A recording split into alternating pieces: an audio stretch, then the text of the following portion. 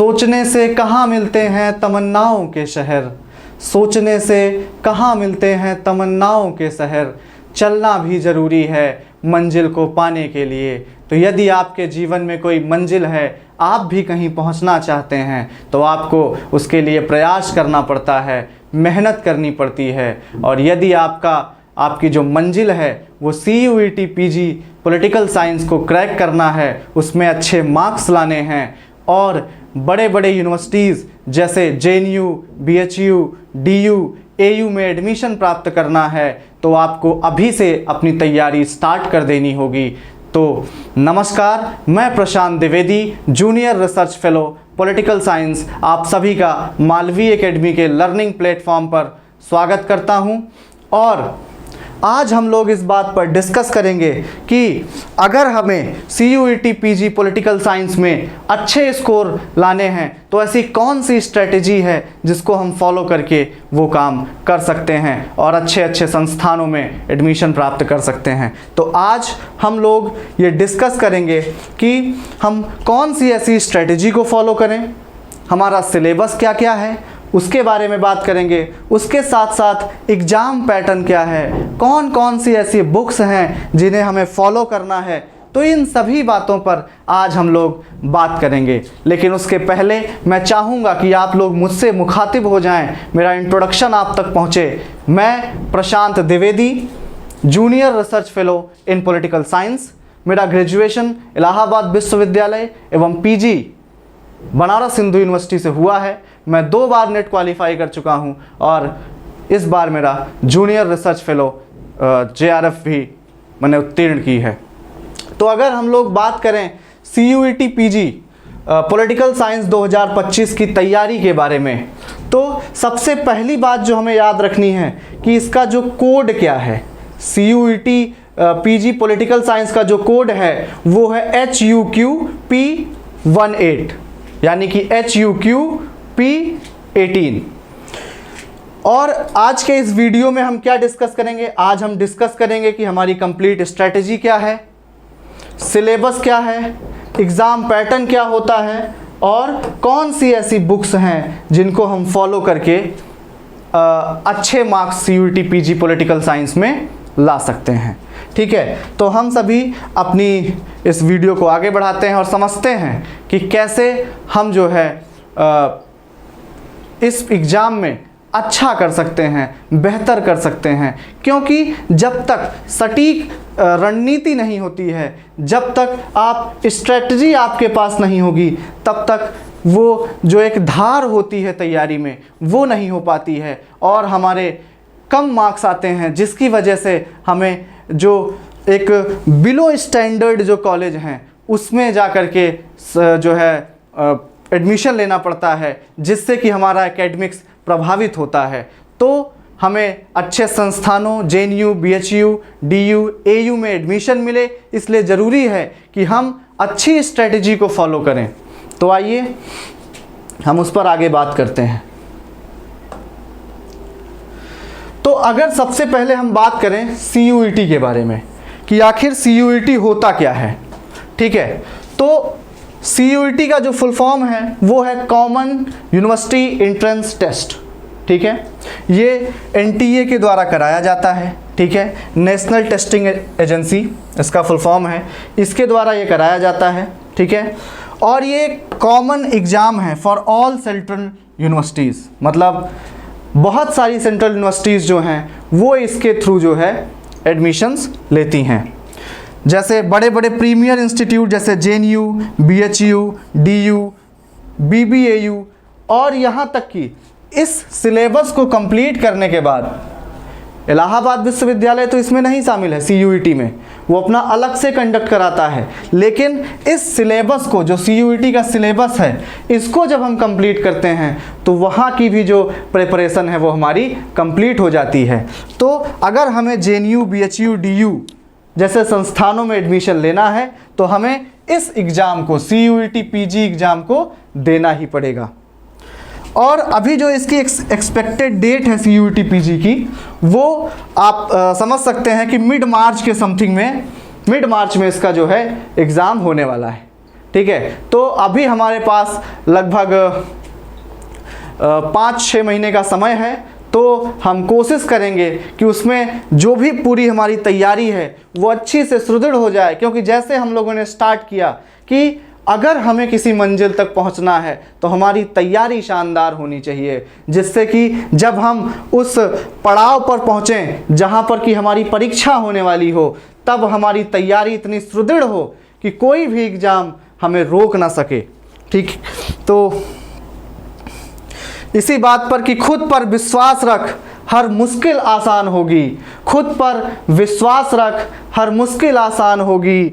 मंजिल की राह में हर ख्वाब की पहचान होगी। मेहनत को अपना साथी बना, मेहनत को अपना साथी बना, आगे बढ़ता चल, सफलता तेरे कदम चूमेगी, खुशियों की मुस्कान होगी।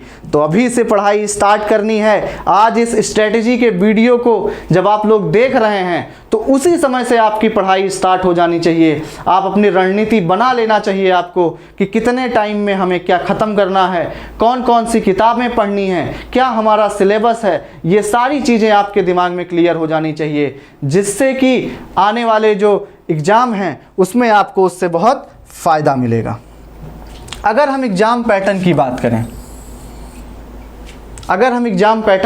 करें, तो एग्ज़ाम जो हमारा होता है वो ऑनलाइन होता है, सीबीटी मोड में, कंप्यूटर बेस्ड टेस्ट होगा, ठीक है, और एमसीक्यू आएगा इसमें, ठीक है। एग्ज़ाम टाइप कैसा होगा, एमसीक्यू होगा बच्चों, ठीक है। आप लोगों को ये ध्यान रखना है कि एग्ज़ाम हमारा जो है सीबीटी मोड में होगा और कैसे क्वेश्चंस आएंगे, एमसीक्यू क्वेश्चंस आएंगे, ठीक है। और टोटल क्वेश्चंस कितने होंगे, टोटल क्वेश्चन आपके 75 क्वेश्चंस होंगे, ठीक है। तो 75 क्वेश्चंस इसमें से पूछे जाएंगे और जो सभी क्वेश्चन होंगे, ये बहुत ही महत्वपूर्ण इंफॉर्मेशन है कि जो सभी क्वेश्चन होंगे वो आपके डोमेन सब्जेक्ट से ही होंगे। पहले क्या होता था, जब स्टार्टिंग के 2 साल जब CUET ने कंडक्ट कराया था ये CUET PG, तब 75 क्वेश्चंस डोमेन से होते थे, मतलब आपके सब्जेक्ट से होते थे। जैसे हमारा है तो हमारे पॉलिटिकल साइंस से होते थे, और 25 क्वेश्चंस जनरल होते थे, जो कि मैथ्स हो गया, रीजनिंग हो गया, कॉम्प्रहेंशन हो गया, या फिर जनरल नॉलेज हो गया, इन सब चीज़ों से वो क्वेश्चंस आते थे। लेकिन अब NTA ने क्या किया है, पिछले साल से इसको ख़त्म कर दिया है और अब सिर्फ 75 क्वेश्चंस ही होते हैं, जो कि सारे के सारे क्वेश्चन डोमेन से होते हैं। तो अब और कुछ पढ़ने की ज़रूरत नहीं है, सिर्फ पॉलिटिकल साइंस पढ़ेंगे हम और उसी से हम इसको क्या करेंगे, क्रैक करेंगे। अगर टोटल मार्क्स की बात करें तो वो 300 मार्क्स होते हैं। टोटल कितने मार्क्स होते हैं, 300 मार्क्स होते हैं। 1 क्वेश्चन जो होता है वो 4 मार्क्स के होते हैं। जब एक क्वेश्चन 4 नंबर का होगा तो 75 क्वेश्चंस ऑटोमेटिकली 300 नंबर के हो जाएंगे, ठीक है। इसमें नेगेटिव मार्किंग है बच्चों, इसका विशेष ध्यान रखना है। नेगेटिव मार्किंग है तो कुछ भी जो है मार के नहीं आना है कि नहीं समझ में आ रहा है तो कुछ भी मार के आए, बट आपको एक प्रॉपर स्ट्रेटजी फॉलो करनी होगी कि कैसे क्वेश्चंस आपको अटेम्प्ट करने हैं। वो भी आगे के वीडियोस में हम आपको बताएंगे कि कौन कौन सी स्ट्रेटजी कैसे है आपको जो फॉलो करनी चाहिए, ठीक है। नेगेटिव मार्किंग क्या है, 1/4 है। मीन्स कि अगर आपका एक क्वेश्चन गलत हो गया तो आपके जो मार्क्स होंगे उनमें से 1 मार्क्स जो है वो क्या हो जाएगा, डिडक्ट हो जाएगा, ठीक है। 1 नंबर क्या हो जाएगा, आपका कट जाएगा उसमें से, ठीक है। और आपका टाइम कितना होता है, टाइम आपका 1 आवर 45 मिनट्स आपको मिलते हैं, ठीक है। 1 घंटे 45 मिनट आपको ये पूरा पेपर करने को मिलता है। तो अगर हम इसको एक बार फिर से आपको शॉर्ट में बताएं तो हमारा एग्ज़ाम ऑनलाइन मोड में होगा, ठीक है, CBT मोड में होगा, MCQ बेस्ड क्वेश्चन आएंगे, 75 क्वेश्चंस होंगे, सारे जो है आपके डोमेन से होंगे। सही आंसर के लिए 4 नंबर मिलेगा, और क्योंकि नेगेटिव मार्किंग है तो आपको 1 मार्क्स का नेगेटिव मार्किंग भी होगी, और आपका जो टाइम होगा आपके पास वो 1 आवर 45 मिनट का होगा, ठीक है। आगे बढ़ते हैं हम लोग और सिलेबस के बारे में देखते हैं, क्योंकि जब कभी भी हम किसी चीज़ को करने जाते हैं तो सबसे पहले ये देखना हमें ज़रूरी है कि उसका प्रारूप क्या है, उसका इंट्रोडक्शन कैसे हम ले सकते हैं। तो सिलेबस जो होता है वो हमारे एग्ज़ाम का एक तरीके से क्या होता है, इंट्रोडक्शन होता है। जो हमारा सिलेबस होता है वो एग्ज़ाम का क्या होता है, एक तरीके से कहेंगे आप, प्रियम्बल होता है। ठीक है, तो हमारे एग्ज़ाम में जो है टोटल, जैसा कि अभी मैंने बताया, 75 क्वेश्चंस होते हैं। ठीक है, 75 क्वेश्चंस होंगे जो कि हमारे सिलेबस में भी दिया गया है। All questions will be based on subject specific knowledge, जो मैंने अभी आपको बताया कि सारे क्वेश्चंस क्या होंगे, डोमेन सब्जेक्ट से होंगे, आपके सब्जेक्ट से होंगे, जो आप सब्जेक्ट चूज किए होंगे। ऑल क्वेश्चंस आर कंपलसरी, सभी क्वेश्चंस कंपलसरी होंगे। ऐसा नहीं होगा कि आपको ऑप्शन मिलेगा, जितने भी क्वेश्चन होंगे आपको वो करने होंगे। ठीक है, the questions will be bilingual, क्योंकि हम हिंदी इंग्लिश दोनों माध्यमों के बारे में सोचते हैं, तो जो क्वेश्चन पेपर भी बनता है उसका पैटर्न भी यही होता है कि इंग्लिश में भी और हिंदी में भी हो। हमारी जो क्लासेस होंगी, जो हम लोग समझेंगे पढ़ेंगे, वो भी आपको बाइलिंगुअल में ही मिलेगा, हिंदी में भी और इंग्लिश में भी।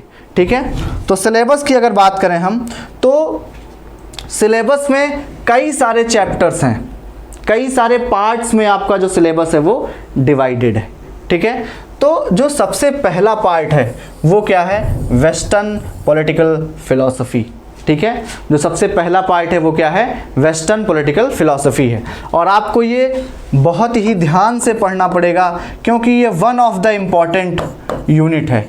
अगर दो यूनिट को किसी की हम बात करें जिसमें हमें सबसे ज़्यादा, वैसे तो सारी यूनिट्स पढ़नी है, सबसे क्वेश्चन आते हैं, बट 2-3 यूनिट जो सबसे ज़्यादा महत्वपूर्ण हैं, जो कि आगे मैं बताऊंगा आपको सिलेबस डिस्कशन के बाद, उस पर हमें ध्यान जब देना होता है, तो उनमें से एक ये आपका क्या है, वेस्टर्न पॉलिटिकल फिलॉसफी भी है। ठीक है, तो वेस्टर्न पॉलिटिकल फिलॉसफी को हमें बहुत इंपॉर्टेंस देनी है।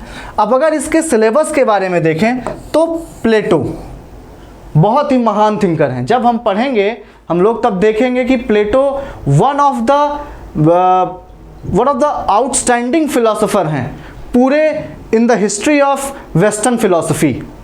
फिर लोग या तो प्लेटो को क्या कर रहे होंगे, क्रिटिसाइज कर रहे होंगे, या तो प्लेटो को वो क्या कर रहे होंगे, उनकी थियरी को आगे बढ़ा रहे होंगे। ठीक है, तो हमें ये ध्यान देना है कि प्लेटो बहुत ही महत्वपूर्ण थिंकर हैं। उसके पहले भी अगर हम लोग बात करें कि ये जो WPT है, जो वेस्टर्न पॉलिटिकल फिलॉसफी है, या फिर इसको बोलते हैं वेस्टर्न पॉलिटिकल थॉट भी बोलते हैं, तो ये जो हमारा WPT है, इसको हम किस तरीके से पढ़ेंगे। ठीक है, तो इसमें जो हम लोग अप्रोच जो फॉलो करेंगे इसको पढ़ते समय, जितने भी हमारे थिंकर हैं, जैसे हम देख रहे हैं कि प्लेटो हैं, अरिस्टोटल हैं, मैकियावेली हैं, Hobbs, Locke, Rousseau, J.S. Mill, Karl marks, John Rawls, इतने थिंकर हैं हमारे वेस्टर्न पॉलिटिकल फिलॉसफी में। इन सभी को पढ़ते वक्त बहुत ही इम्पॉर्टेंट टॉपिक है, क्योंकि तो जो हम स्ट्रेटजी फॉलो करेंगे वो हम आपको बताना चाहेंगे कि जब भी हम WPT को पढ़ेंगे तो उसके जो थिंकर्स हैं उनके बारे में कई सारे सब कैटेगराइजेशन के थ्रू हम उसको पढ़ाई करेंगे। जैसे कि सबसे पहले उसका जो सबसे इंट्रोडक्शन है उस पर बात करेंगे हम। जो भी थिंकर को स्टार्ट करेंगे हम, सबसे पहले क्या होगा, इंट्रोडक्शन की बात होगी। उसके बाद क्या होगा, उसके बाद फिर उसके मेन वर्क्स की बात होगी।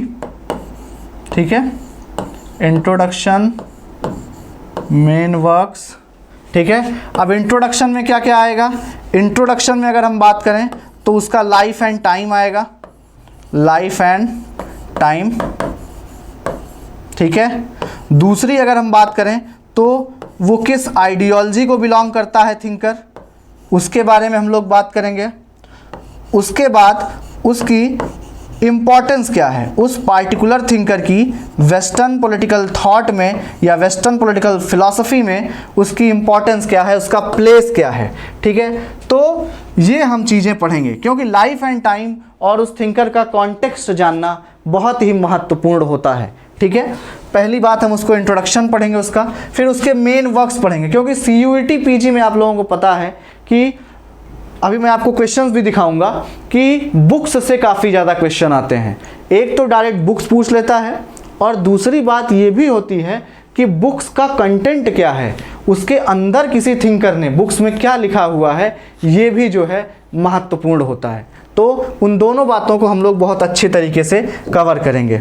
उसके बाद क्या होता है, फिर मेन थियरी के बारे में बात करेंगे हम, ठीक है, कि उसकी मेन थियरी क्या है। जैसे प्लेटो की बात करेंगे तो हम जो है उसकी थियरी ऑफ स्टेट हो गया, फिलोसोफर किंग की थियरी ऑफ कम्युनिज्म, इन सब चीज़ों पर बात करेंगे। थियरी ऑफ एजुकेशन, सारी थियरीज़ को एक एक करके हम उसको क्या करेंगे, एक्सप्लेन करेंगे। उसके बाद फिर अगली बात क्या होगी, फिर उसका जो है हम लोग क्रिटिसिज्म देखेंगे, ठीक है, उस थिंकर का क्रिटिसिज्म देखेंगे। जैसे अगर प्लेटो की बात करें तो कार्ल पॉपर ने काफ़ी ज़्यादा क्रिटिसाइज़ किया है उसको, ठीक है। और उसके बाद जो लास्ट टॉपिक होगा वो होगा CUET PG में जो इम्पॉर्टेंट क्वेश्चंस हैं या फिर जो इम्पॉर्टेंट टॉपिक्स हैं उनका अच्छे से हम लोग लास्ट में एक जो है कैप्सूल की तरह या फिर कह सकते हैं कि जो एक्स्ट्रा पॉइंट्स हैं उसकी तरह क्या करेंगे, अध्ययन करेंगे, अच्छे से उसको हम लोग पढ़ाई करेंगे, ठीक है। तो ये हमारा पूरा स्ट्रक्चर होगा। तो अगर हम लोग बात करें कि वेस्टर्न पॉलिटिकल फिलॉसफी में कौन कौन से थिंकर हैं, Plato, Aristotle, Machiavelli, Hobbes, Locke, Rousseau, J.S. Mill, Karl Marx और जॉन रॉल्स। अब जो हमारी दूसरी यूनिट है वो क्या है, इंडियन पॉलिटिकल थॉट है। ये भी इम्पॉर्टेंट यूनिट है। हमारा सिलेबस हमें पूरा अच्छे तरीके से क्या होना चाहिए, पता होना चाहिए। And one more important thing, सबसे पहली बात जो आपको ध्यान रखनी है, जब भी आप अपनी तैयारी शुरू करते हैं, आज से करेंगे, अभी से करेंगे, ये वीडियो देखने के बाद ही करेंगे। और सबसे पहला काम क्या करेंगे, आप सिलेबस को डाउनलोड करेंगे और उसकी एक हार्ड कॉपी निकालेंगे। सिलेबस की क्या करेंगे, एक हार्ड कॉपी निकालेंगे और उसके बाद जो जो टॉपिक हम लोग पढ़ते जाएंगे, ठीक है, जो भी टॉपिक आप तैयार कर रहे हैं उसको क्या करेंगे, आप उस पर ऐसे टिक करते जाएंगे कि प्लेटो कंप्लीट हो गया है, अरिस्टोटल कंप्लीट हो गया है। तो उससे दो बातें होंगी, एक तो आपको कॉन्फिडेंस आएगा कि आपने क्या क्या चीज़ें ख़त्म कर ली हैं, और दूसरी बात ये भी होगी कि अगर आपने नहीं पढ़ा होगा तो आपको बेचैनी भी होगी कि वही बहुत सारा सिलेबस मेरा क्या है, बचा हुआ है। तो इसलिए सिलेबस की हार्ड कॉपी निकालना है और जो जो आप पढ़ते जाएं उसको टिक करते जाना है, ठीक है। अब अगर बात करें हम इंडियन पॉलिटिकल थॉट की, तो इंडियन पॉलिटिकल थॉट में राम मोहन रॉय बहुत ही इंपॉर्टेंट थिंकर हैं। आप सभी को पता होगा, सती प्रथा और विमेन एजुकेशन, महिलाओं की शिक्षा के लिए इन्होंने बहुत सारे कदम उठाए। Gandhi, one of the most important topic of CUET PG political science, okay. Gandhi से हर साल 2-3 क्वेश्चन तो आते ही आते हैं, ठीक है। तो आप सभी को ये याद रखना है कि गांधी बहुत महत्वपूर्ण थिंकर हैं, ठीक है। 2 क्वेश्चन तो हर साल, मिनिमम 2 क्वेश्चन आपको गांधी से मिल ही जाते हैं, ठीक है। गांधी के बारे में क्या पढ़ेंगे हम लोग, गांधी के बारे में उनकी थियरीज, सबसे पहले तो उनका पॉलिटिकल कैरियर पढ़ेंगे हम कि उनका पॉलिटिकल कैरियर क्या रहा है, ठीक है। उसके बाद फिर उनकी जो थियरीज हैं, स्वराज, ठीक है, सत्याग्रह, ओशियानिक सर्किल। ओशियानिक सर्किल आपके पिछली बार पेपर में भी आया था कि ओशियानिक सर्किल किससे रिलेटेड है, तो उसका आंसर गांधी जी था, ठीक है। उसके बाद उनका जो आइडियल स्टेट का कॉन्सेप्ट है, राम राज्य का, उसको भी समझेंगे हम लोग, ठीक है। और जो नेक्स्ट थिंकर हैं वो हैं अंबेडकर। ये काफ़ी इंपॉर्टेंट थिंकर हैं। इनकी राइटिंग से बहुत सारे क्वेश्चन आते हैं कि एनिलिएशन ऑफ कास्ट किसने लिखी है, ठीक है, हुवर शूद्रास किसकी राइटिंग है, ठीक। तो ऐसे ही इनकी जो राइटिंग्स है उससे काफ़ी ज़्यादा क्वेश्चंस आते हैं, ठीक है। उसके बाद सावरकर से मेनली हिंदुत्व पर क्वेश्चन आता है, हिंदुत्व, हुवर हिंदूज, जिसमें ये बताएंगे पितृभूमि पुण्य भूमि का कॉन्सेप्ट जो है वो हम आपको एक्सप्लेन करेंगे। जब ये कहते हैं कि Hinduise all politics and militarise Hindudom, तो उन सारी बातों का भी हम लोग यहाँ पर अच्छे से पढ़ाई करेंगे। उसके बाद कौटिल्य के बारे में हम लोग पढ़ाई करेंगे कि इन जो है कौटिल्य से रिलेटेड मुख्य थियरीज क्या हैं, जैसे साप्तांग थियरी है, मंडल थियरी है, ठीक है, और 6 फोल्ड पॉलिसी जो इनकी है, ठीक है। इन सब जो है चीज़ों पर हम बात करेंगे, ठीक है। तो कौटिल्य भी हमारे काफ़ी इम्पॉर्टेंट थिंकर हैं, ठीक। अब WPT IPT होने के बाद जो अगला टॉपिक हमारे सामने आता है वो है पॉलिटिकल थियरी, ठीक है। पॉलिटिकल थियरी हमें समझना बहुत इम्पॉर्टेंट है, क्योंकि जब हम पॉलिटिकल थियरी को समझते हैं तो एक तरीके से ये मैं कहूँगा कि पॉलिटिकल थियरी और वेस्टर्न पॉलिटिकल फिलॉसफी आपस में काफ़ी ज़्यादा इंटर रिलेटेड होते हैं, ठीक है। तो जब हम पॉलिटिकल थियरी को पढ़ रहे होते हैं तब हमें वेस्टर्न पॉलिटिकल फिलॉसफी की पढ़ाई गई बातें भी दिमाग में रखनी चाहिए, उससे हमें काफ़ी ज़्यादा मदद मिलती है, ठीक है। तो इसमें क्या टॉपिक्स हैं, जैसे लिबर्टी है, इक्वलिटी है, जस्टिस है, सॉवरेनिटी है, सिटीजनशिप एंड जेंडर है, डेमोक्रेसी, ह्यूमन राइट, स्टेट है, कंटेम्प्ररी इशूज, इसके बारे में भी हमें पढ़ना पड़ेगा। कंटेम्प्ररी इशूज में क्या आएंगे, जैसे कंटेम्प्ररी इशूज में आपके बहुत पिछली बार भी क्वेश्चन आया था और हर बार एक क्वेश्चन मल्टी कल्चरलिज्म से ज़रूर आता है।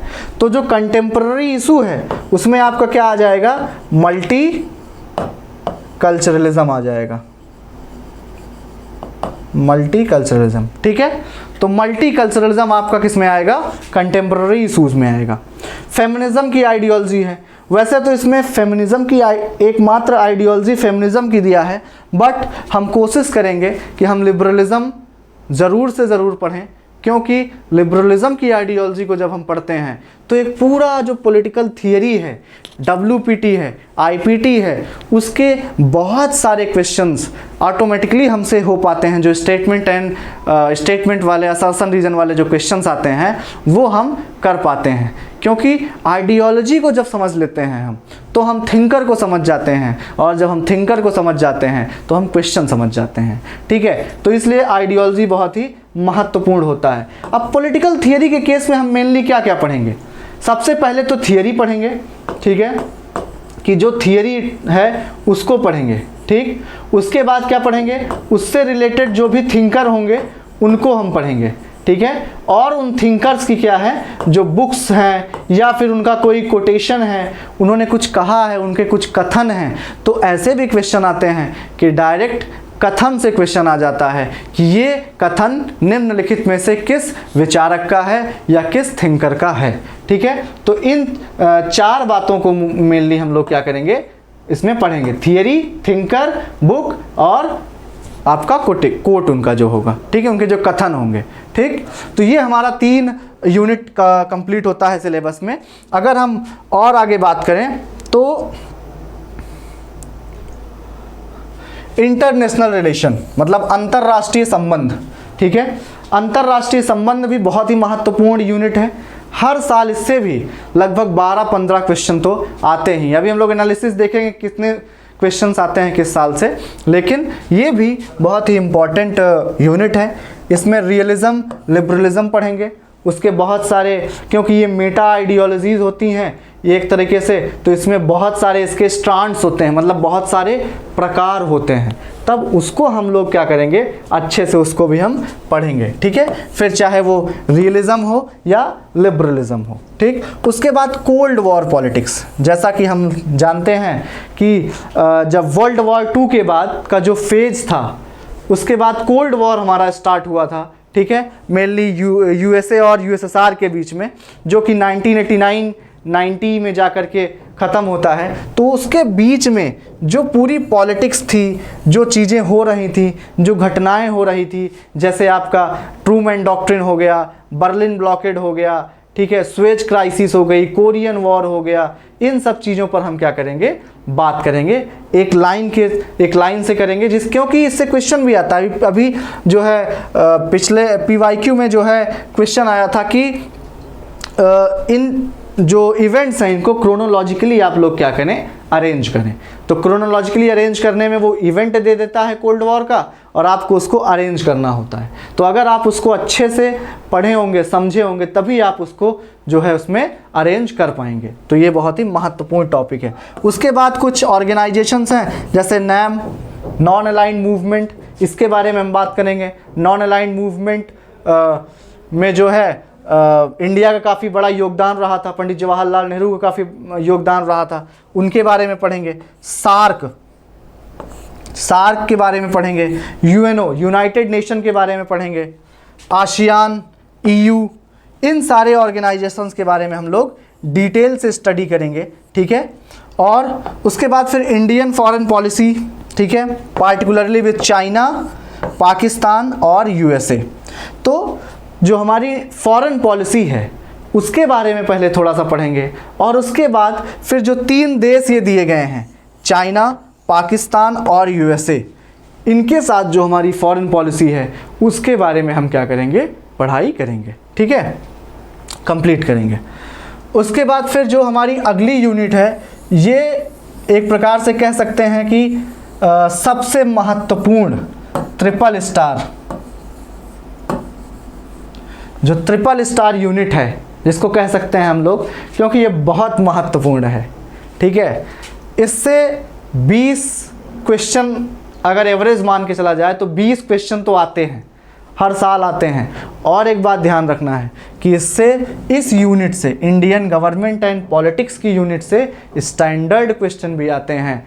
आर्टिकल तो आते ही हैं जिनको आपको मेमोराइज करना पड़ेगा, रटना पड़ेगा, लेकिन कभी कभी आर्टिकल के अंदर भी, खास करके फंडामेंटल राइट्स, पंचायती राज इंस्टीट्यूशंस, इन सब में सब क्लॉज भी पूछते हैं। ठीक है, सब क्लॉज का सब क्लॉज भी पूछते हैं।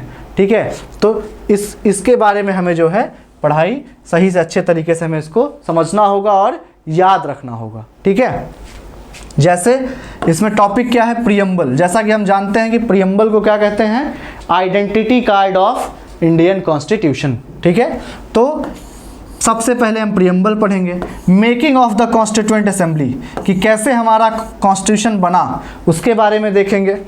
कॉन्स्टिट्यूशनल प्रोविजंस क्या क्या हैं वो देखेंगे। पार्लियामेंट के बारे में समझेंगे।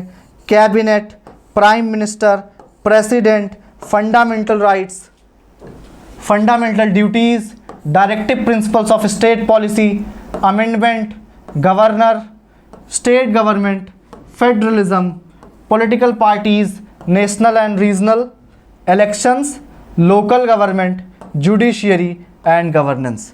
ये काफ़ी लेंदी यूनिट है, काफ़ी ज़्यादा टॉपिक्स इसमें हैं। ठीक है, और इसीलिए इससे सबसे ज़्यादा क्वेश्चन भी आते हैं। सभी टॉपिक्स को एकदम उसका जो निचोड़ है वो करके हम लोग अच्छे से उसको क्या करेंगे, समझेंगे। एक एक टॉपिक को समझेंगे जब हम लोग क्लास कर रहे होंगे। ठीक है, जैसे फंडामेंटल राइट्स के सारे आर्टिकल्स, उसके सब क्लॉज, और उसकी डिबेट क्या रही है डिबेट क्या रही है आपकी डीपीएसपी और फंडामेंटल राइट में। ठीक है, कौन कौन से केसेस हुए हैं इसके बारे में भी हम जो है समझेंगे।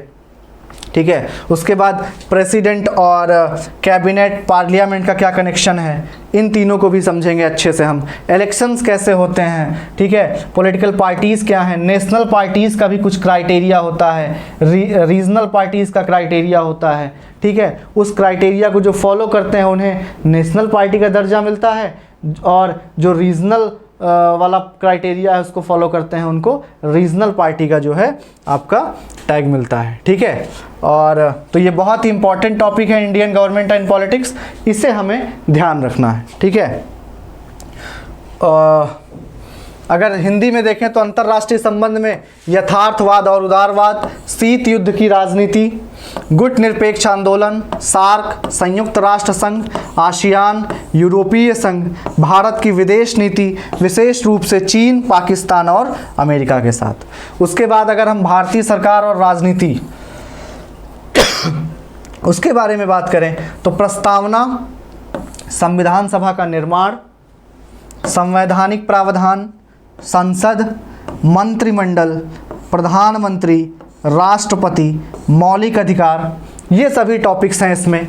मौलिक कर्तव्य, राजनीति के निदेशक सिद्धांत, संशोधन, बहुत इंपॉर्टेंट टॉपिक है ये संशोधन। इससे हर साल क्वेश्चन आते हैं, चाहे वो पहला अमेंडमेंट हो, पहला संशोधन हो, या फिर आपका 42वां संविधान संशोधन हो, 44वां संविधान संशोधन हो, 52वां संविधान संशोधन हो, 61 संविधान संशोधन हो, 73rd 74th जो कि पंचायती राज और म्यूनसिपालिटी से रिलेटेड है वो हो, और उसके बाद फिर आपका 99, 100, 101, 102 जितने भी लेटेस्ट वाले हैं ये सभी बहुत अच्छे तरीके से हम क्या करेंगे, समझेंगे और याद रखेंगे, क्योंकि संशोधन से, अमेंडमेंट से क्वेश्चन आते ही आते हैं। ठीक है, राज्यपाल, राज्य सरकार, संघवाद, राजनीतिक दल, राष्ट्रीय और क्षेत्रीय, चुनाव, स्थानीय सरकार, न्यायपालिका और शासन। ठीक है, अगर हम देखें तो ये मेन हमारे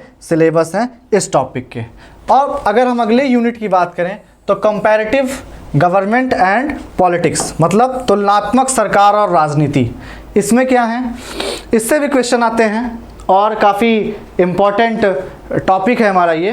तो सबसे पहला टॉपिक क्या है इसका, पॉलिटिकल कल्चर है कि किसी भी देश के जो लोग हैं, किसी भी देश के जो लोग हैं उनका पॉलिटिकल कल्चर क्या है, उनके बिलीफ क्या हैं, वो किस तरीके से जो है पॉलिटिक्स को देखते हैं, कैसे उसमें इन्वॉल्व होते हैं, ठीक है, उनका वोटिंग पैटर्न क्या है, वोटिंग बिहेवियर क्या है, ये सारी चीज़ें हम पॉलिटिकल कल्चर में देखते हैं।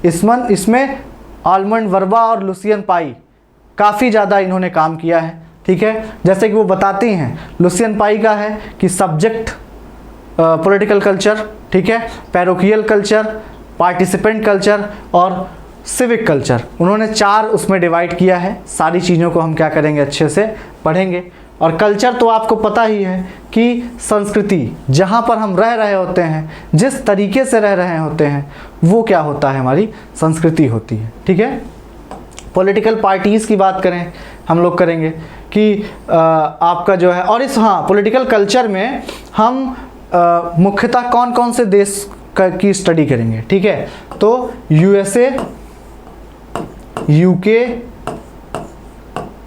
फ्रांस, इंडिया की तो करेंगे ही, रशिया, ठीक है, इन कंट्रीज़ का जो है हम क्या करेंगे, पॉलिटिकल कल्चर की स्टडी करेंगे, ठीक है।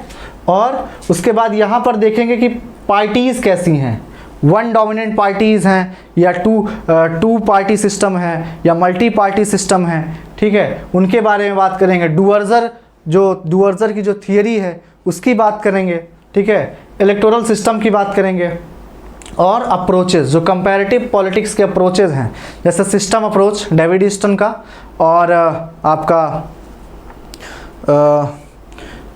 टाइप्स ऑफ रिजीम्स की बात करेंगे हम, ठीक है। टाइप्स ऑफ रिजीम, अब रिजीम से क्या मतलब है, रिजीम से मतलब है कि कहीं पर किसी भी देश में जो सरकार है वो कैसी है, डेमोक्रेटिक है, टोटलिटेरियन है, मतलब तानाशाही है, राजतंत्र है, या फिर जो है आपका लोकतंत्र है। तो कैसी सरकार है वहाँ पर, उसकी स्टडी हम कहाँ करेंगे, रिजीम्स में करेंगे।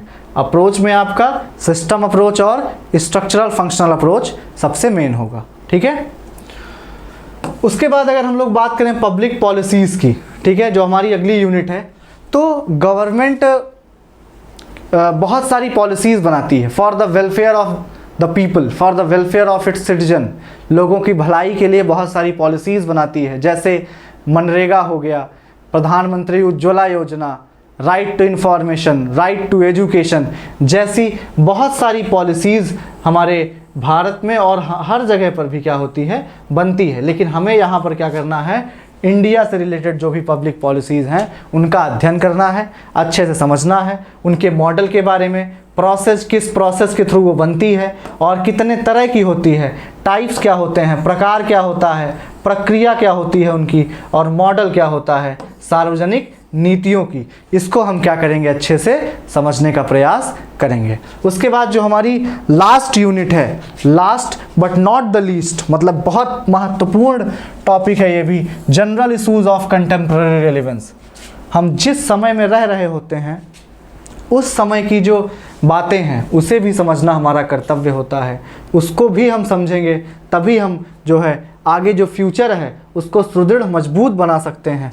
तो ग्लोबल जस्टिस जो हमारा पहला टॉपिक है, इसमें हम क्या समझेंगे, ग्लोबल जस्टिस में हम समझेंगे कि जो नॉर्थ साउथ डायलॉग है, ठीक है, नॉर्थ साउथ डायलॉग या डिस्प्यूट कह सकते हो आप लोग, डायलॉग जो चला आ रहा है कि डेवलप्ड नॉर्थ और अंडर डेवलपिंग जो साउथ है उसके बीच में जो ग्लोबल जस्टिस को लेकर के जो थियरीज़ हैं, ठीक है, उनके बारे में हम लोग बात करेंगे। इसमें कुछ थिंकर्स का भी इन्वॉल्वमेंट होता है, उनकी थियरीज़ के बारे में पढ़ेंगे हम। जैसे जॉन रॉल्स की एक बुक है लॉज ऑफ द पीपल, उसमें उन्होंने ग्लोबल जस्टिस की बात की है। अमर्त्य सेन ने ग्लोबल जस्टिस की बात की है। थॉमस पॉग, चार्ल्स बीड्स की थियरीज के बारे में हम लोग बात करेंगे, ठीक है। तो ग्लोबल जस्टिस में हम मेनली ये चीज़ें करेंगे, ग्लोबल जस्टिस। उसके बाद ग्लोबल जस्टिस का मतलब क्या है कि जिसके लिए जो पूरा विश्व है वो एक साथ होकर के क्या करेगा, काम करेगा, ठीक है। तो जैसे आपका आतंकवाद हो गया, ठीक है, टेररिज्म, ये भी इस टॉपिक में आएगा कि हम आतंकवाद जो है, क्वेश्चन भी आए थे CUET PG में PYQs में कि जो है आतंकवाद के बारे में जो है क्या प्रावधान हैं, क्या जो है नीतियां हैं, कैसे जो है जो पूरा विश्व है वो आतंकवाद से जो है लड़ रहा है, तो उसके बारे में भी हम यहाँ पर डिस्कशन करेंगे। उसके बाद नेशनलिज्म टॉपिक के बारे में हम लोग समझेंगे। नेशनलिज्म होता क्या है? नेशनलिज्म मेनली होता है कि जो हमारा एक कॉमनलिटी होती है, ठीक है, एक जैसा रिलीजन होगा, एक जैसा रहन सहन होगा, और हम एक दूसरे में एक कॉमनलिटी देखते हैं कि हमारे जैसा ही व्यक्ति हमारे आसपास है, ठीक है। तो ये एक नेशनलिज्म की भावना होती है, ठीक है। इसमें हम बहुत सारी थियरीज पढ़ेंगे, बेनेडिक्ट एंडरसन, हर्डर, और भी बहुत सारे थिंकर्स हैं जिनको हम इसमें पढ़ेंगे। और अभी जो सबसे बड़ी समस्या हमारे सामने है वो क्या है? क्लाइमेट चेंज की, ठीक है। तो हम क्या करेंगे, क्लाइमेट चेंज के बारे में भी, जलवायु परिवर्तन के बारे में भी बहुत ही अच्छी तरीके से क्या करेंगे, स्टडी करेंगे, ठीक है। तो ये हमारा कंप्लीट सिलेबस था। जैसा मैंने बोला कि अभी तुरंत क्या करना है, आपको सिलेबस डाउनलोड करना है, उसकी हार्ड कॉपी निकलवानी है, और जैसे जैसे आप पढ़ते जाएं उसको क्या करना है, आपको टिक करते जाना है, ठीक है। अब अगर इंपॉर्टेंट बुक्स की बात करें जो CUET PG में हमें फॉलो करनी है, ठीक है, जो बुक्स हैं, ठीक है, जैसे ये सारी बुक्स हैं, हम एक एक करके सबके बारे में बताएंगे।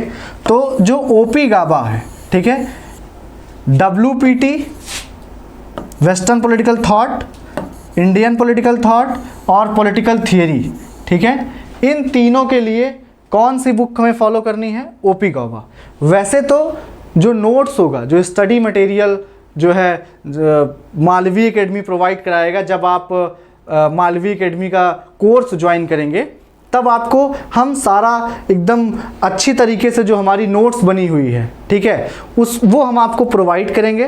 तो उसके अलावा, उस नोट्स के अलावा आपको क्या करना है कि कुछ चीज़ें जो है आपको अंडरस्टैंडिंग के लिए, बेसिक अंडरस्टैंडिंग के लिए आपको पढ़नी है, ठीक है। जैसे OP गाबा की बुक WPT, IPT और पॉलिटिकल थियरी के लिए, ठीक है। इन तीन सब्जेक्ट के लिए आपको कौन सी बुक पढ़नी है? OP गाबा की बुक पढ़नी है, जो कि ये बुक है, देखिए, वेस्टर्न पॉलिटिकल थॉट की ये बुक है, ये हिंदी में भी आती है, ठीक है, हिंदी में भी ये बुक आती है।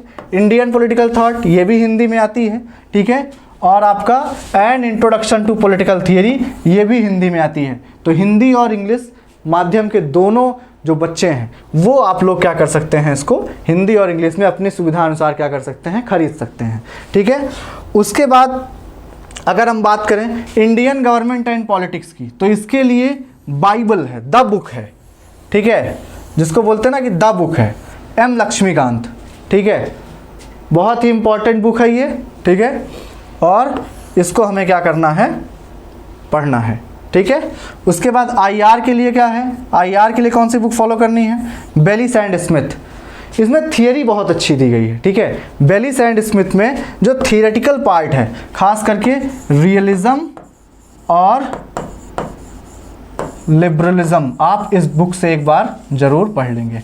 उसके बाद स्टडी मटेरियल तो आपको प्रोवाइड कराया जाएगा, लेकिन आपको बेलिस एंड स्मिथ की रियलिज्म और लिबरलिज्म एक बार पढ़ने की कोशिश ज़रूर करनी चाहिए, ठीक है। उसके बाद कंपैरेटिव पॉलिटिक्स की JC जौहरी, पूरी बुक पढ़ने की ज़रूरत नहीं है, जो हमारे टॉपिक में, जो हमारे सिलेबस में टॉपिक्स हैं, बस उतना ही हमें सेलेक्टिव रीडिंग JC जौहरी की करनी है। उसके अलावा नोट्स पर जो है आपको नोट्स को फॉलो करना है। उसके बाद फिर ORF की वेबसाइट्स है, ये पब्लिक पॉलिसीज़ का जो टॉपिक है, पब्लिक पॉलिसी के टॉपिक के लिए ORF की वेबसाइट है, उसमें आर्टिकल्स और नोट्स आते हैं, ठीक है, उसको आप क्या कर सकते हैं, फॉलो कर सकते हैं, ठीक है। तो ORF की वेबसाइट्स, आर्टिकल्स उसमें और नोट्स आते हैं, उसको आप किसके लिए फॉलो करेंगे? पब्लिक पॉलिसी के लिए आप उसको क्या करेंगे, फॉलो करेंगे, ठीक है। तो ये हमारी इंपॉर्टेंट बुक्स हैं जिनको हमें फॉलो करना है। ये इंडियन पॉलिटी लक्ष्मीकांत, और ये कंपैरेटिव पॉलिटिक्स जे.सी. जौहरी। सबकी सिलेक्टिव रीडिंग करनी है, पूरी बुक्स नहीं पढ़नी है अभी, ठीक है। जो भी टॉपिक हमारे सिलेबस में है, जैसे ये जो वेस्टर्न पॉलिटिकल थॉट है, आईपीटी की बुक है, या फिर ये इंट्रोडक्शन टू पॉलिटिकल थियरी है, ये काफ़ी वास्ट है, बहुत सारे थिंकर्स आपको मिलेंगे, लेकिन हमें सिर्फ उन्हीं थिंकर्स के बारे में पढ़ना है जो कि हमारे सिलेबस में हैं, ठीक है। उसके बाद अगर हम पीवाईक्यू का एनालिसिस करें, ठीक है, पीवाईक्यू का अगर हम एनालिसिस करें कि किस वर्ष में कितने क्वेश्चन आ रहे हैं, तो जो मैं अभी आपको सिलेबस एक्सप्लेन करने के वक्त जो है बता भी रहा था, ठीक है। तो अगर हम WPT की बात करें तो उसमें से पिछले 2 सालों में 13 और 19, ठीक है, और 2024 में भी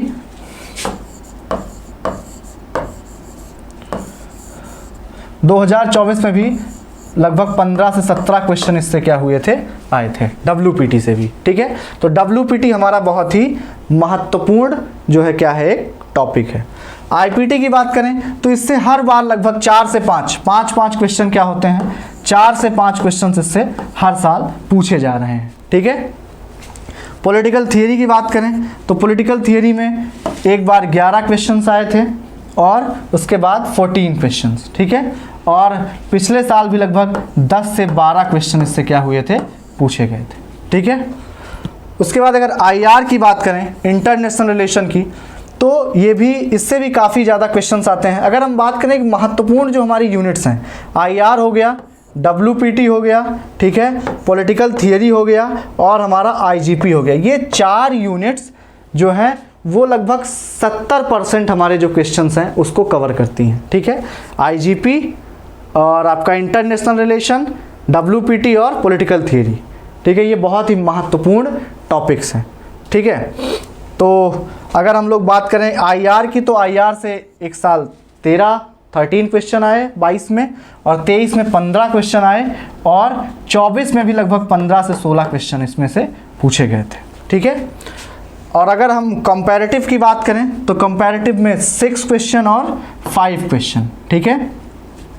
IGP की बात करें तो सबसे ज़्यादा स्कोरिंग जो आपका टॉपिक है वो कौन सा है, IGP। 19 क्वेश्चन 22 में, 17 क्वेश्चन 23 में, और लगभग 18 से 20 क्वेश्चन क्या हुए थे, पिछले साल भी आपको देखने को मिले थे इससे, ठीक है। पब्लिक पॉलिसी की बात करें तो 22 में 2 क्वेश्चन आए थे, 23 में 0 क्वेश्चन आए थे, इसमें भी लगभग 1 से 2 क्वेश्चन आए थे, ठीक है।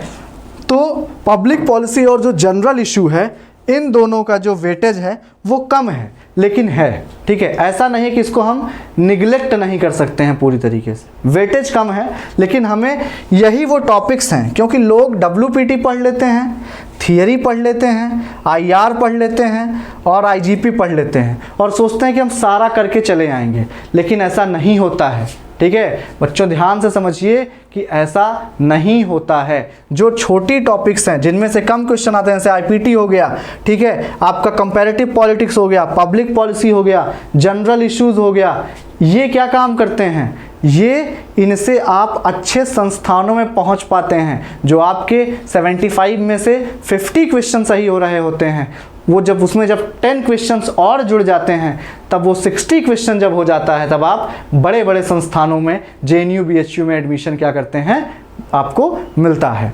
तो ये टॉपिक्स भी बहुत ही इम्पॉर्टेंट हो जाते हैं, ठीक है। तो अगर मैं आपको बताऊं कि जो सबसे स्कोरिंग है टॉपिक, ठीक है, जिसको आप सबसे ज़्यादा ध्यान देना है, ठीक है, अभी से पढ़ने लगना है, उनमें क्या है, पहला है आपका वेस्टर्न पॉलिटिकल फिलॉसफी या फिर थॉट, दूसरा क्या है आपका इंडियन पॉलिटिकल थॉट IPT जिसको बोलते हैं, तीसरा आपका क्या है इंटरनेशनल रिलेशन जिसको IR बोलते हैं, उसके बाद आपका क्या है IGP मतलब इंडियन गवर्नमेंट एंड पॉलिटिक्स, ठीक है, Indian government and politics, okay. तो ये जो 4 टॉपिक्स हैं ये काफ़ी ज़्यादा स्कोरिंग टॉपिक्स हैं, जिन्हें आप बहुत ही अच्छे तरीके से बेसिक्स क्लियर करके और उसके बाद एडवांस स्टडीज़ भी इसकी करनी पड़ेगी, क्योंकि चाहे WPT हो और इंडियन गवर्नमेंट एंड पॉलिटिक्स हो, इसमें अच्छे क्वेश्चंस बनते हैं। ठीक है, तो आपको ये ध्यान रखना है। ठीक, बाकी बची हुई यूनिट्स को भी नज़रअंदाज नहीं करना है, वो ऐड ऑन करने में मदद करते हैं। ठीक है, वो खूबसूरती और बढ़ाते हैं आपके पेपर की, आपके रिज़ल्ट की। ठीक है, तो अगर हम बात करें अब स्ट्रेटजी पे, ठीक है, हमने सिलेबस की बात कर ली, हमने PYQ एनालिसिस की बात की, कितने साल कितने क्वेश्चन आते हैं। ठीक है, बुक्स की बात की कि इंपॉर्टेंट बुक्स कौन कौन सी हैं जिनको हमें फॉलो करना है। अब हम बात करते हैं कि हमें स्ट्रैटेजी क्या अपनानी है। तो अगर सिंपल शब्दों में समझा जाए कि स्ट्रैटेजी क्या अपनानी है हमें, ठीक है, तो 3 बातों का आपको बहुत ही अच्छे तरीके से ध्यान रखना है। ठीक है, पहला क्या है, बेसिक्स। कुछ भी आप पढ़ रहे हो तो उसके बेसिक्स आपके क्या होने चाहिए, क्लियर होने चाहिए।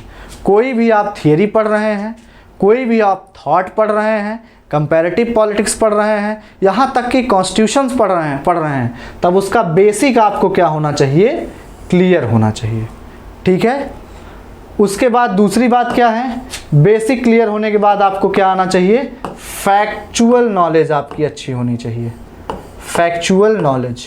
ठीक है, क्योंकि CUET PG में फैक्ट रिलेटेड क्वेश्चंस काफ़ी ज़्यादा आते हैं, तो आपकी फैक्चुअल नॉलेज भी क्या होनी चाहिए, वो अच्छी होनी चाहिए। आपको फैक्ट्स पता होने चाहिए। फैक्ट्स में क्या, हर थिंकर्स की बुक के बारे में पता होना चाहिए आपको इवेंट IR में क्रोनोलॉजिकली पता होने चाहिए कि कब कौन से इवेंट हुए थे, वो पता होने चाहिए आपको। ठीक है, उसके बाद अगर हम लोग बात करें कि किस थिंकर ने क्या बोला है, कथन जो कोट होता है उनका, वो आपको याद होना चाहिए। किस थिंकर की क्या थियरी है, वो आपको याद होना चाहिए। तो ये जो फैक्चुअल नॉलेज है, ये सारी चीज़ें भी आपको क्या होनी चाहिए, पता होनी चाहिए। तो जो 3 ब्रह्मास्त्र की बात मैं कर रहा हूँ, ठीक है, 3 ब्रह्मास्त्र हैं हमारे पास। इन 3 ब्रह्मास्त्र को जो फॉलो कर लेगा वो क्या करेगा, CUET PG में के थ्रू अच्छे संस्थान में क्या करेगा, एडमिशन उसका हो जाएगा। पहला ब्रह्मास्त्र क्या है, बेसिक्स उसके क्लियर होने चाहिए। दूसरा ब्रह्मास्त्र क्या है, फैक्चुअल नॉलेज होनी चाहिए उसको। और तीसरा ब्रह्मास्त्र क्या है कि उसको बहुत सारे क्वेश्चंस की क्या करनी है, प्रैक्टिस करनी है। तो ये जो 3 ब्रह्मास्त्र हैं, बेसिक, फैक्चुअल नॉलेज और प्रैक्टिस, MCQ जितने ज़्यादा से ज़्यादा लगाने हैं वो आपको लगाना है। PYQs आपको एनालाइज करना है। तो जो यहाँ पर स्ट्रेटजी में आप देख रहे हैं कि सबसे पहले क्या करना है बेटा, सिलेबस को क्या करना है, एनालाइज करना है। ठीक है, तो आपको सिलेबस, जैसा कि मैंने बताया कि आज ही सिलेबस डाउनलोड करके उसकी हार्ड कॉपी निकाल लेनी है और जो भी पढ़ते जाना है उसको क्या करना है, टिक करते जाना है। उसके बाद PYQs बहुत इंपॉर्टेंट है। ठीक है, प्रीवियस ईयर क्वेश्चंस हम लोग भी मिल करके सॉल्व करेंगे। मालवी एकेडमी के ऑनलाइन लर्निंग प्लेटफॉर्म पर भी सारे ये जो PYQs हैं ये आपको सॉल्व कराए जाएंगे। बट आपको ये भी देखना है कि आप उसको, उस वीडियो को देखें, उसके बाद खुद से भी एनालाइज करें, समझें उसको, चिंतन करें, मनन करें कि कैसे क्वेश्चंस आ रहे हैं। जब आप PYQs देखते हैं, सबसे पहले क्या है, सिलेबस आपको देखना है, फिर आपको PYQ देखना है। PYQ देखने के बाद क्या पता चलता है, PYQ देखने से ये पता चलता है कि आखिर हमें पढ़ना क्या है, कौन किस टॉपिक में कहाँ से ज़्यादा क्वेश्चंस बनते हैं, तो उसके बारे में हमें क्या करना पड़ेगा, PYQs में पढ़ना पड़ेगा। उसके बाद क्या करना है कि जो हमारी नोट्स होगी, ठीक है, जो आपने नोट्स बनाई होगी या फिर जब आप कोर्स ज्वाइन करेंगे तो जो आपको यहाँ से जो है बुकलेट प्रदान की जाएगी, जो आपको नोट्स दी जाएगी, उसको आपको क्या करना है, रिवीजन करते रहना है, उसको अच्छे से पढ़ना है। Revision is the key. ठीक है, रिवीजन आप करते रहेंगे तभी आप जो है अच्छे मार्क्स मिलेंगे आपको। उसके बाद क्या है बच्चों, शॉर्ट नोट्स। ठीक है, जो भी नोट्स है उसको आप पढ़िए अच्छे से और उसका एक माइंड मैपिंग टाइप में शॉर्ट नोट्स क्या करना है, बनाना है। कोई भी टॉपिक आप पढ़ रहे हैं उसका क्या करेंगे, शॉर्ट नोट्स आपको बनाना है। एक पेज लेंगे, उसी एक पेज में उस पूरे थिंकर से रिलेटेड सारी चीज़ें लिख देंगे, ज़्यादा नहीं, एक दूसरी बुकलेट नहीं तैयार करनी है, मात्र एक A4 शीट लेनी है। उस थिंकर, उस थॉट से रिलेटेड जितनी भी चीज़ें हैं उस एक पेज पर आप क्या कर लेंगे, उसको पूरा अच्छे से शॉर्ट नोट्स बना लेंगे। फिर चाहे आप उसको अपनी वॉल पे चिपका दें या फिर उसको आप अपने पास रखें और उसको रिवाइज करते रहें। उससे क्या होगा कि आपको बुकलेट वो बार बार ना पढ़ करके वो जो आपने शॉर्ट नोट्स बनाई हैं, मतलब रिवीजन बार बार करके, और महत्वपूर्ण बात ये भी है कि आप तुरंत ही शॉर्ट नोट्स नहीं बना लेंगे कि भैया मिला नोट्स और आपने क्या किया, तुरंत उसको शॉर्ट नोट्स बना लिया। नहीं, पहले 4-6 बार उसको नोट्स को क्या करेंगे, अच्छे से पढ़ेंगे, समझेंगे, तब तो समझ पाएंगे ना कि शॉर्ट नोट्स में कौन सी चीज़ें जाएंगी, कौन सी चीज़ें शॉर्ट नोट्स में नहीं जाएंगी। तो इसलिए शॉर्ट नोट्स बनाने के पहले नोट्स को 5-6 बार अच्छे से पढ़ना है। उसके बाद उसकी जो महत्वपूर्ण चीज़ें हैं उसको A4 शीट पर लिखना है। उसको चाहे तो आप अपनी दीवार पर चिपका लें जहाँ भी आपका स्टडी रूम है, और या तो आप उसको अपने पास रखें और रिवाइज करते रहें, ठीक है। और सबसे लास्ट बट सबसे इम्पॉर्टेंट जो बात है वो है मॉक टेस्ट। मॉक टेस्ट देते रहें, प्रैक्टिस करते रहें, जो भी चीज़ें पढ़ाई जा रही हैं उससे रिलेटेड चैप्टर टेस्ट करते रहें, ठीक है। और सब्जेक्ट टेस्ट, मतलब जो यूनिट टेस्ट है WPT का, IR का, ये सब सारी चीज़ें, मतलब जितने ज़्यादा से ज़्यादा क्वेश्चन हो सकें आप लोग क्या करें, उसको लगाते रहें, ठीक है। उसके बाद हम आपको दिखाना चाहते हैं कि कितने टाइप के क्वेश्चंस हैं जो CUET PG पॉलिटिकल साइंस में क्या होता है, पूछे जाते हैं, ठीक है। तो सबसे पहला जो है questions based on thinkers writing.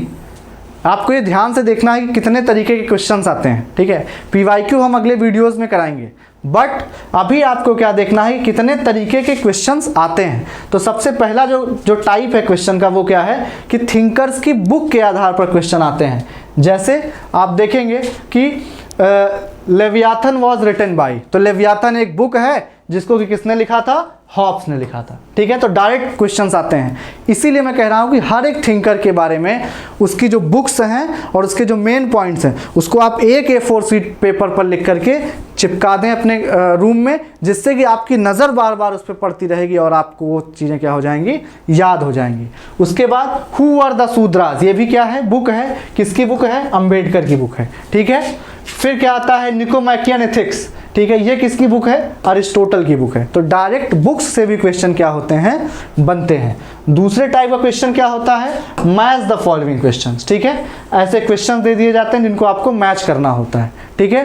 तो अगर हम इस क्वेश्चन को देखें तो यहाँ पे Das Kapital, critic of political economy, ये आपकी किसकी बुक है, कार्ल मार्क्स की है, ठीक है। Present notebook, Antonio Gramsci. Theory of justice, John Rawls. Anarchy, state and utopia, Robert Nozick, ठीक है। PYQs हम अगले वीडियोस में सॉल्व करवाएंगे अच्छे से, बट अभी हम आपको सिर्फ ये दिखाना चाहते हैं कि किस टाइप के क्वेश्चंस आते हैं। तो मैच द फॉलोइंग ऐसे क्वेश्चन आएगा, आपको ये ऑप्शन दिया होगा, जो भी करेक्ट ऑप्शन आपको लगेगा उसको आपको मार्क करना होगा, ठीक है। उसके बाद अगर आप देखें तो स्टेटमेंट बेस्ड क्वेश्चन आते हैं, ठीक है। कैसे क्वेश्चन आते हैं, स्टेटमेंट बेस्ड क्वेश्चन आते हैं, ठीक। जैसे 2 स्टेटमेंट दिया होगा और उस 2 स्टेटमेंट को आपको पढ़ना होगा और जो भी स्टेटमेंट सही है उसके बारे में आपको यहाँ पर वो सेलेक्ट करना है। जैसे both statements are correct, both statements are incorrect, statement 1 is correct but statement 2 is incorrect, statement 1 is incorrect but statement 2 is correct। तो ऐसे स्टेटमेंट बेस्ड क्वेश्चंस भी क्या होंगे, आपसे पूछे जाएंगे। उसके बाद थिंकर्स के कोट, जो मैं बार बार आप कह रहा हूँ कि बुक और कोट ये सब बहुत इंपॉर्टेंट है, ठीक है। जो उनके कथन हैं वो बहुत इंपॉर्टेंट हैं कि जैसे if your aim is liberty in democracy then you must teach people the art of being free and of government themselves. ये किसका स्टेटमेंट है, डायरेक्ट क्वेश्चन पूछ लिया। ऐसे ही बहुत सारे क्वेश्चंस आए हैं, मैंने सिर्फ सैंपल के लिए एक क्वेश्चन आपको दिखाने के लिए लिया है कि थिंकर्स के कोट बेस्ड भी क्वेश्चन आते हैं। ये स्टेटमेंट वैसे किसका था, एल्डस हक्सली का था, ठीक है। और रीजन असर्शन के क्वेश्चन भी आते हैं, ये बहुत इंपॉर्टेंट क्वेश्चन होता है, ठीक है। रीजन असर्शन के क्वेश्चन आएंगे जिसमें एक असर्शन दिया होगा और उसका एक रीजन दिया होगा। उसके बाद आपको क्या करना रहेगा, 4 ऑप्शन मिलेंगे आपको, ठीक है, कि both A and R correct and R is the correct explanation of A, ठीक, मतलब दोनों जो है ये सही है और जो रीजन है वो इसको एक्सप्लेन कर रहा है, तो पहला ऑप्शन हो जाएगा। अगर both A and R correct but R is not the correct explanation of A, ऐसा भी हो सकता है कि दोनों स्टेटमेंट सही हों लेकिन दोनों का आपस में कोई संबंध ना हो, तब वहां पर बी ऑप्शन हो जाएगा। A is correct but R is not correct, A तो सही है लेकिन आर गलत है, तो सी वाला हो जाएगा। और अगर A is not correct but R is correct, तो फिर आपका डी वाला ऑप्शन हो जाएगा। तो इतने तरीके से, मेरे कहने का मतलब है कि इतने तरीके से, और एक क्रोनोलॉजी बेस्ड क्वेश्चन भी आते हैं, ठीक है।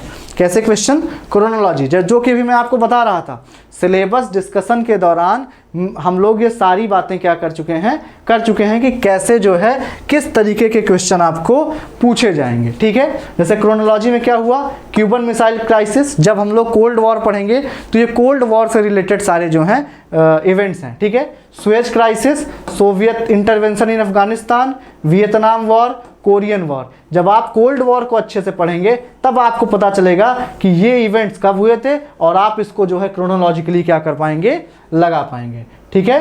तो ये चीज़ें आपको हो गई, इतने तरह के आपके क्वेश्चंस आते हैं, ठीक है। जैसे बुक से डायरेक्ट क्वेश्चन आते हैं, कोट जो होता है कथन, वहाँ से क्वेश्चन आते हैं, मैच द फॉलोइंग क्वेश्चन आते हैं, स्टेटमेंट वाले क्वेश्चन आते हैं, रीजन असर्शन के क्वेश्चन आते हैं और क्रोनोलॉजी बेस्ड क्वेश्चन आते हैं।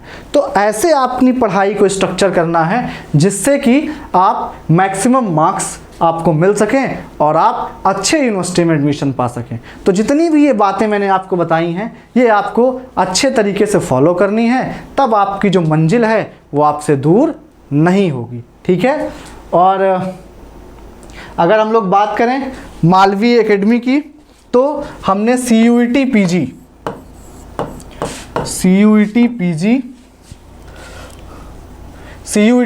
2025 के लिए क्या किया है, उमंग बैच लॉन्च किया है, ठीक है। उमंग बैच लॉन्च हो चुका है और हमारी जो क्लासेस हैं वो 5 सितंबर से स्टार्ट हो रही हैं, ठीक है। 5 सितंबर से स्टार्ट हो रही हैं। उसमें हम सभी लोग बहुत अच्छे तरीके से क्या करेंगे कि सारा सिलेबस कवर करेंगे। चैप्टर टेस्ट होगा, वीकली टेस्ट होगा, मंथली टेस्ट होगा और आपको जो बुकलेट प्रदान की जाएगी वो एकदम बेहतरीन तरीके से डिज़ाइन की गई है और बनाई गई है जिससे कि आपके सारे क्वेश्चंस क्या हों जो है आप उनको कर पाएँ। तो इस तरीके से वो आपकी बुकलेट बनाई गई है, ठीक है। उसके बाद आपको जो है फिर MCQ की प्रैक्टिस करवाई जाएगी, ठीक है। तो ये जो हमारा बैच है ये 5 सितंबर से स्टार्ट हो रहा है, ठीक है। अगर आप हमारा कोर्स ज्वाइन करना चाहते हैं तो गूगल प्ले स्टोर से आप मालवी एकेडमी ऐप जो है डाउनलोड करें, उसमें आप रजिस्टर करें और वहाँ से आप हमारा कोर्स जो है ज्वाइन कर सकते हैं। और कोर्स ज्वाइन करने के बाद आपको जो आपकी जो क्लासेस हैं वो 5 सितंबर से स्टार्ट हो रही हैं और फिर हम लोग तब मिलेंगे और बहुत अच्छे तरीके से क्या करेंगे, अपनी पढ़ाई को सुदृढ़ करेंगे। और अगले वीडियोस के लिए हम आपसे मिलते हैं जल्द ही प्रीवियस ईयर क्वेश्चंस एनालिसिस के साथ। तब तक के लिए अपना ख्याल रखें। Thank you so much.